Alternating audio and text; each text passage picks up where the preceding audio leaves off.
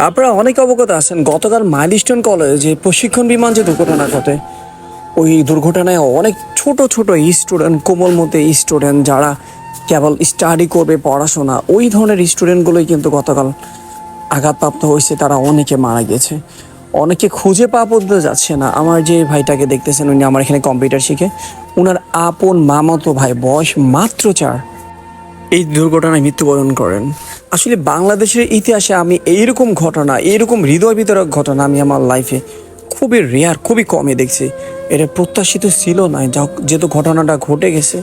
আসলে যারা সন্তান হারিয়েছেন তাদের শোক জানার ভাষা আমার নেই। আমি নিজে একজন বাবা, আমি জানি সন্তান হারানোর কষ্ট কতটুকু।